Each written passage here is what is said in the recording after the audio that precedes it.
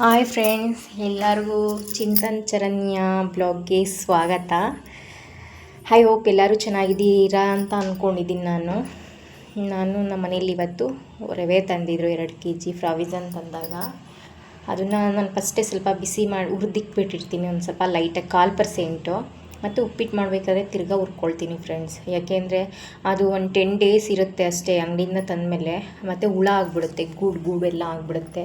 ಉಪ್ಪಿಟ್ಟು ಮಾಡಬೇಕಾದ್ರೆ ಕ್ಲೀನ್ ಮಾಡ್ಕೊಳ್ತಿರ್ಬೇಕಾಗತ್ತೆ. ಅದಕ್ಕೆ ಆವಾಗ ಬೆಳಗ್ಗೆ ಹೊತ್ತು ಮಕ್ಕಳು ಸ್ಕೂಲ್ಗೆ ಹೋಗೋ ಟೈಮಲ್ಲಿ ಆಗಲ್ಲ ಅಲ್ವಾ, ಅದಕ್ಕೆ ಒಂದೇ ಸಲ ಆ ಥರ ಮಾಡಿ ಎತ್ತಿಕ್ಕೊಬಿಡ್ತೀನಿ. ಈಗ ಊಟ ಎಲ್ಲ ಆಗಿದೆ, ಪಾತ್ರೆ ಎಲ್ಲ ತೊಳಿಯೋಕೆ ಹಾಕ್ಕೊಬಿಟ್ಟು ಸ್ಟವ್ನೆಲ್ಲ ಸ್ವಲ್ಪ ವಿಂಜೆಲ್ಲ ಹಾಕ್ಕೊಂಡು ನೀಟಾಗಿ ವಾಶ್ ಮಾಡ್ಕೊಬಿಡ್ತೀನಿ. ನಾನು ಪ್ರತಿ ದಿವಸವೂ ನಾನು ಮಾಡೋ ಕೆಲಸನೇ ಇದು ಫ್ರೆಂಡ್ಸ್. ಎಷ್ಟೊತ್ತೇ ಆಗಿರಲಿ, ನನಗೆ ಹುಷಾರು ಇಲ್ಲದೇ ಇರಲಿ, ಏನೇ ಆಗಿರಲಿ, ನೈಟ್ ಟೈಮಲ್ಲಿ ಪಾತ್ರೆನ ನಾನು ಒಂದು ತೊಳಿದೇ ಇಡಲ್ಲ. ಎಲ್ಲ ಪಾತ್ರೆ ತೊಳೆದಿಟ್ಟು ಸ್ಟವ್ನೆಲ್ಲ ಕ್ಲೀನ್ ಮಾಡಿ ಅಡುಗೆ ಮನೆಯೆಲ್ಲ ನೀಟ್ ಮಾಡಿಬಿಟ್ಟೆ ನಾನು ಮಲಗೋದು. ಅದು ಎಷ್ಟೊತ್ತಾದರೂ ಆಗಿರಲಿ, ಎಷ್ಟೇ ಕೆಲಸ ಇದ್ದರೂ ಪರವಾಗಿಲ್ಲ.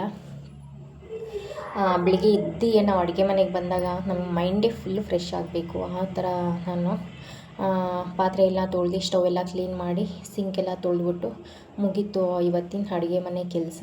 ಇನ್ನೇನು ಮಲಗೋದೆ 9:30 ಆಗಿದೆ. ನನ್ನ ಮಕ್ಕಳು ಟಿ ವಿ ನೋಡ್ತಿದ್ದಾರೆ, 9:30ವರೆಗೂ ಟಿ ವಿ ನೋಡ್ತಾರೆ ಅವರು. ನೋಡಿ ನನ್ನ ಮಗ ಕಳ್ಳ ಏನು ಮಾಡ್ತಿದ್ದಾನೆ ಅಂತ ನೋಡಿ. ಅವ್ನು ಟಿ ವಿ ಮುಂದೆ ನಿಂತಿದ್ದಾನೆ ನೋಡಿ, ಇನ್ನೊಂದು ನಿಮಿಷ ನೋಡಿ ಅವನೇನು ಮಾಡ್ತಾನೆ ನೋಡಿ. ಇದೆ ಬ್ಯಾಟು ಬಾಲ್ ಆಡೋದು, ಒಳಗಡೆ ಗಡಿಯಾರಕ್ಕೆ ಏನಕ್ಕೆ ಬೇಕಾದರೂ ಬೀಳ್ಬೋದು. ಬರ್ತಾನೆ ಇವಾಗ ಆಫ್ ಮಾಡಿ ಫೋನ್ನ ಅಂತ.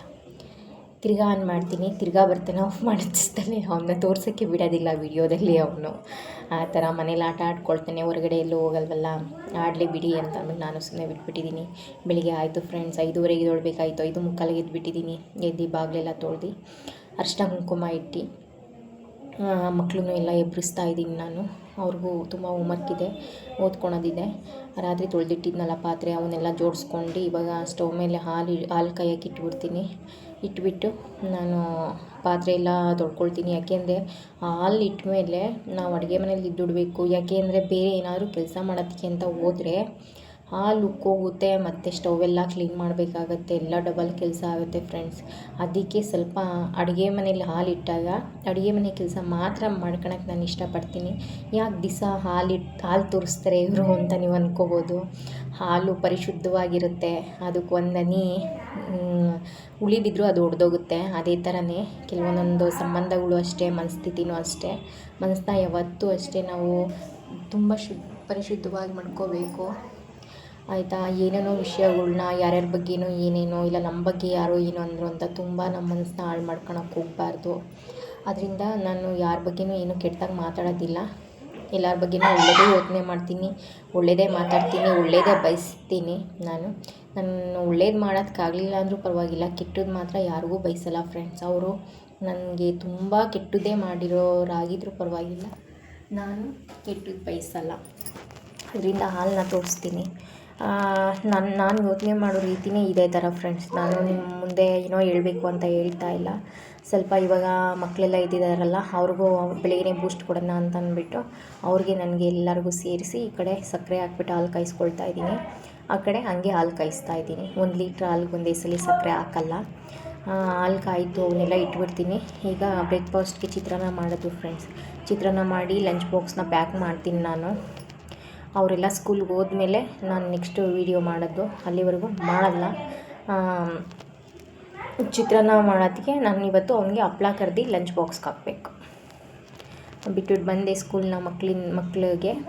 ಇವಾಗ 9 ಗಂಟೆ ಆಗಿದೆ. ಎಷ್ಟು ಬಿಸಿಲು ಬಂದಿದೆ ಗೊತ್ತಾ, ಸಕ್ಕತ್ತಾಗಿ ಬಂದಿದೆ. ಆಕಾಶ ನೋಡಿ ನೀಲಿ ಕಲರ್ ಇದೆ. ಮೈಂಡ್ ಏನೋ ಒಂಥರ ಫ್ರೆಶ್ ಆಯ್ತಿದೆ ಫ್ರೆಂಡ್ಸ್. ಯಾವಾಗಲೂ ಮೋಡ ಮುಚ್ಕೊಂಡಿರುತ್ತೆ, ಜಡಿ ಮಳೆ ಬರ್ತಿರುತ್ತೆ, ಬೇಜಾರಾಗ್ತಿರುತ್ತೆ. ಈ ಥರ ಬಿಸಿಲಿದ್ದಾಗ ಇಷ್ಟು ಚೆನ್ನಾಗಿರುತ್ತೆ. ಎಲ್ಲರೂ ನೋಡಿ ಅವ್ರ ಕಾಯಕಗಳನ್ನ ಮಾಡೋದಕ್ಕೆ ಹೋಗ್ತಿದ್ದಾರೆ ಗಾಡಿಗಳಲ್ಲಿ, ಕೆಲಸಗಳು ಮಾಡೋದಕ್ಕೆ. ನಾವು ಮನೇಲಿ ನಮ್ಮ ಕೆಲಸ ಮಾಡ್ತೀವಲ್ವ. ಬಾಳೆಹಣ್ಣು ಖಾಲಿಯಾಗಿತ್ತು, ಬಾಳೆಹಣ್ಣು ತೊಗೊಂಬಂದೆ.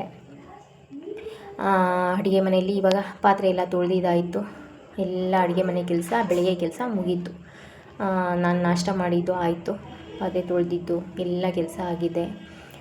ಎಲ್ಲ ಕೆಲಸ ಆಯಿತು. ನನ್ನ ಮಗನೇ ದೇವ್ರಿಗೆ ದೀಪ ಹಚ್ಬಿಟ್ಟು ಹೋಗಿದ್ದಾನೆ ಅವನು. ಅದರಿಂದ ಏನು ಪೂಜೆ ಮಾಡೋ ಇದು ನನಗಿಲ್ಲ ಕೆಲಸ. ಈಗ ಪೂಜೆ ಎಲ್ಲ ಆಗಿದೆ, ಮನೆ ಎಲ್ಲ ನೀಟಾಗಿದೆ. ಒಂದೇ ಬಾಲು ಸೋಫಾ ಮೇಲೆ ಅಲ್ಲಿ ಇಲ್ಲಿ ಇಟ್ಬಿಟ್ಟೋಗಿದ್ದಾನೆ. ತಿರ್ಗಾ ನಾನು ಎಲ್ಲೋ ಎತ್ತಿಡ್ತೀನಿ, ಮರ್ತೋಗ್ಬಿಟ್ಟಿರ್ತೀನಿ, ಏನೋ ಟೆನ್ಷನಲ್ಲಿ ಬಂದು ಮತ್ತೆ ಕೇಳ್ತಿರ್ತಾನೆ. ಅದಕ್ಕೆ ಅವನ ಜಾಗದಲ್ಲೇ ಅವ್ನಿಗೆ ಇಟ್ಬಿಟ್ಟಿದ್ದೀನಿ. ಮನೆಯೆಲ್ಲ ಫುಲ್ ನೀಟಾಗಿದೆ. ಯಾಕೋ ಫುಲ್ಲು ಗ್ಯಾಸ್ಟ್ರಿಕ್ ಆಗಿಬಿಟ್ಟು ಇದೆಲ್ಲ ಉರಿ ಆಯ್ತೈತೆ, ಕಿವಿ ಎಲ್ಲ ಉರಿ ಆಯ್ತೈತೆ. ನಾನಿವಾಗ ಗ್ಯಾಸ್ಟ್ರಿಕ್ ಮಾತ್ರೆ ತಿಂತಾಯಿದ್ದೀನಿ ಫ್ರೆಂಡ್ಸ್. ಆಯ್ತಾಯಿಲ್ಲ ನನ್ನ ಕೈಯಲ್ಲಿ. ಗ್ಯಾಸ್ಟ್ರಿಕ್ ಮಾತ್ರೆ ತಿಂದ್ಬಿಟ್ಟು ತಲೆ ಆರಿಸ್ಕೋಬೇಕು. ತಲೆ ಆರೇ ಇಲ್ಲ, ತಲೆ ಒಂಥರ ದಿಮ್ ಅಂತ ಐತೆ. ಅದಕ್ಕೆ ಸಂದಿಗೆ ಹೋಗ್ತಾಯಿದ್ದೀನಿ. ಹಿಂದೆಗಡೆ ಸ್ವಲ್ಪ ಬೆಳಕು ಬರುತ್ತೆ, ಮನೆ ಮುಂದೆ ಬಿಸಿಲು ಬರಲ್ಲ. ಹಿಂದೆಗಡೆ ಹೋಗಿ ಸ್ವಲ್ಪ ನಿಂತ್ಕೊಳ್ತೀನಿ. ನೀರೆಲ್ಲ ನೀರು ಏನು ಮಳೆ ಬಂದಿರೋದಲ್ಲ, ನಮ್ಮ ಮನೆ ಹತ್ರ ಪಾರಿವಾಳ ಬಂದು ಅದು ಗೂಡು ಕಟ್ಟೋದಕ್ಕೆ ಕಡ್ಡಿ ಎಲ್ಲ ತೊಗೊಂಬಂದು ಹಾಕ್ತಾಯಿದೆ. ಅದೇನೋ ಗೂಡು ಕಟ್ಟಬಾರ್ದು ಅಂತ ಅಂದ್ಬಿಟ್ಟು ಮೇಲ್ಗಡೆಯಿಂದ ನೀರು ಹಾಕಿದ್ದಾರೆ.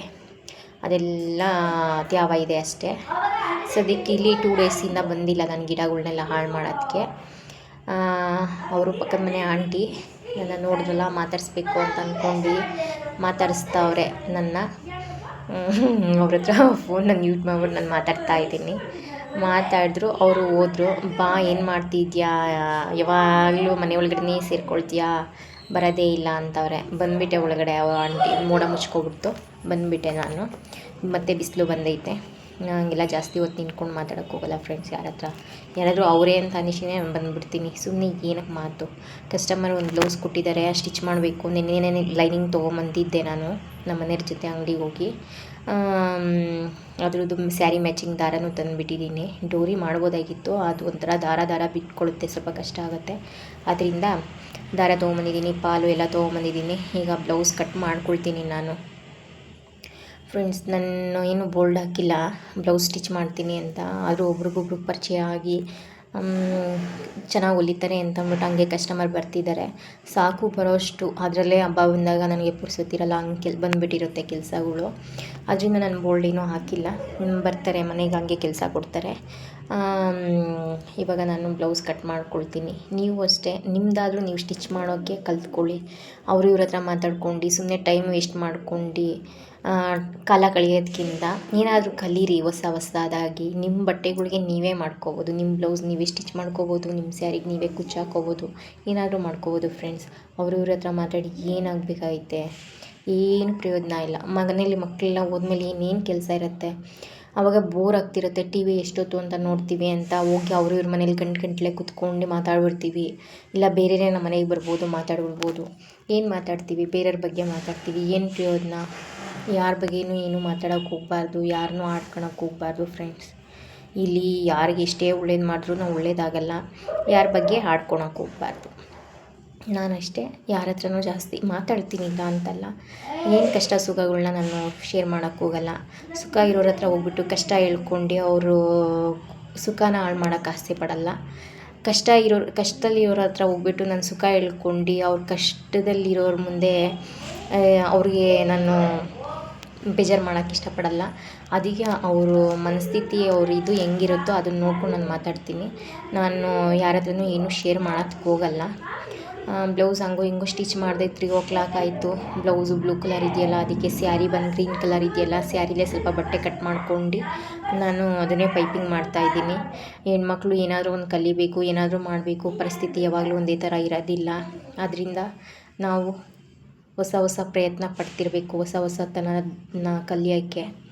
ಈಗ ಆಲ್ರೆಡಿ 3 ಗಂಟೆ ಆಗ್ತಿದೆ. 3:30ಗೆ ಹೋಗಬೇಕು ಮಕ್ಕಳನ್ನ ಸ್ಕೂಲಿಂದ ಕರ್ಕೊಂಬರೋದಕ್ಕೆ. ಅಡುಗೆ ಏನು ಮಾಡೋಂಗಿಲ್ಲ ಫ್ರೆಂಡ್ಸು. ಸಾಯಂಕಾಲ ಇದೇ ಸಾಂಬಾರು, ತೊಗರಿಕಾಯಿ ಸಾಂಬಾರು. ಬೆಳಗ್ಗೆ ಚಿತ್ರಾನ್ನ ಅನ್ನ ಮಾಡಿದ್ನಲ್ಲ, ಅದು ಇದೆ. ಸಂಜೆ ಮುದ್ದೆ ಮಾಡ್ಕೊಳೋದಷ್ಟೇ ಅಡುಗೆ ಕೆಲಸ ಇವತ್ತು. ಮಕ್ಕಳು ಬಂದಮೇಲೆ ವೀಡಿಯೋ ಮಾಡೋಕ್ಕಾಗೋದಿಲ್ಲ. ನನ್ನ ಚಾನಲ್ ಇಷ್ಟ ಆಗಿದರೆ ನನ್ನ ಚಾನಲ್ನ ಲೈಕ್ ಮಾಡಿ, ವಿಡಿಯೋ ಇಷ್ಟ ಆಗಿದರೆ ನನ್ನ ಚಾನಲ್ನ ಸಬ್ಸ್ಕ್ರೈಬರ್ ಮಾಡ್ಕೊಳ್ಳಿ. ಇನ್ನೂ ಹೆಚ್ಚು ವೀಡಿಯೋ ಮಾಡೋದಕ್ಕೆ ಪ್ರೋತ್ಸಾಹ ಮಾಡಿ. ನೀವು ಸಪೋರ್ಟ್ ಮಾಡಿದ್ರೆ ಅಲ್ವಾ ನಾನು ಇನ್ನು ಮುಂದಕ್ಕೂ ಚೆನ್ನಾಗಿ ಮಾತಾಡ್ತೀನಿ. ಧೈರ್ಯದಿಂದ ಮಾತಾಡೋದಕ್ಕೆ ಪ್ರೋತ್ಸಾಹ ಮಾಡಿ. ಇವಾಗ ಇನ್ನೇನು 3 ಗಂಟೆ ಆಯಿತು. ಮಕ್ಕಳನ್ನ ಕರ್ಕೊಂಬರೋದಕ್ಕೆ ಹೋಗಬೇಕು. ಸ್ಕೂಲ್ ಏನು ದೂರ ಇಲ್ಲ, 4 ನಿಮಿಷ ಆಗೋದು ಸ್ಕೂಲ್ ಹತ್ರ ಹೋಗೋದಕ್ಕೆ. ಆದರೂ ಹೋಗ್ತೀನಿ, ಯಾಕೆಂದರೆ ನಮ್ಮ ಮನೆ ಮೇನ್ ರೋಡಲ್ಲಿದೆ. ನೋಡಿ 3:30 ಟೈಮು. ನಾನೇ ಹೋಗಿ ಕರ್ಕೊಂಬಂದರೆ ಸ್ವಲ್ಪ ನೆಮ್ಮದಿ. ಸ್ಕೂಲಿಂದ ಆಚೆ ರೋಡಲ್ಲಿ ಒಬ್ರೊಬ್ರು ಗಾಡಿ ಒಂದೊಂಥರ ಓಡಿಸ್ತಿರ್ತಾರೆ. ಯಾಕೆ ಭಯ ಆಗ್ತಿರುತ್ತೆ ಅವ್ರು ಬರೋವ್ರಿಗೂ. ನನ್ನ ಮಗ ನಾಯಿಗೆ ಹೆದ್ರುಕೊಳ್ತಾನೆ ತುಂಬ. ನಾಯಿಗೆ ಹೆದ್ರುಕೊಂಡು ರೋಡ್ಗೆ ಬಿಡ್ತಾನೆ, ನಾಯಿಗಳು ನನ್ನ ಅಡ್ಡ ಬಂದರೆ. ಅದರಿಂದ ನಾನೇ ಹೋಗ್ಬಿಡ್ತೀನಿ ಸ್ಕೂಲ್ ಹತ್ರಕ್ಕೆ. ಕರ್ಕೊಂಬಂದ್ಬಿಟ್ರೆ 4 ನಿಮಿಷ ಅಲ್ವಾ, ಇನ್ನು 10 ನಿಮಿಷದಲ್ಲಿ ನಾನೇನು ಮಾಡ್ತೀನಿ, ಅದರಿಂದ ಹೋಗ್ತೀನಿ ನಾನು ಸ್ಕೂಲ್ ಹತ್ರ ಕರ್ಕೊಂಬರೋದಕ್ಕೆ. ನೋಡಿ ಫ್ರೆಂಡ್ಸ್, ನಮ್ಮ ನೆರಳು ನಮ್ಮ ಜೊತೆ ಬರುತ್ತೆ ಅಂತ ನಾವು ಅಂದ್ಕೊಳ್ತೀವಿ. ಕೆಲವೊಂದೊಂದು ಸಲ ನಮ್ಮ ನೆರಳೇ ನಮ್ಮ ಜೊತೆ ಇರಲ್ವಂತೆ. ಹಾಗೆ ನನ್ನ ನೆರಳು ನಾನು ಬರ್ತಾ ಐತೆ, ಆಮೇಲೆ ಅದೆಲ್ಲೋ ಹೊಂಟೋಗ್ಬಿಡುತ್ತೆ, ಬಿಟ್ಟುಬಿಟ್ಟು ನನ್ನ ಜೊತೆ ಬರೋದಿಲ್ಲ. ಹಂಗೆ ನನಗೂ ಹಿಂಗೆ ಇವಾಗ ಸ್ಕೂಲ್ ಹತ್ರಕ್ಕೆ ಹೋಗ್ತಾಯಿದ್ದೀನಿ. ಮಕ್ಕಳು ಬರ್ತಾರೆ. ಮಕ್ಕಳು ಬಂದಮೇಲೆ ಇನ್ನು ವೀಡಿಯೋ ಮಾಡೋದಕ್ಕಾಗಲ್ಲ. Thank you for watching friends. ನನ್ನ ಮಕ್ಕಳು ಇವಾಗ ಆಚೆ ಬರ್ತಾರೆ. ಇನ್ನು ನೆಕ್ಸ್ಟ್ ವೀಡಿಯೋದಲ್ಲಿ ನಾನು ಕಂಟಿನ್ಯೂ ಆಗ್ತೀನಿ. Bye friends.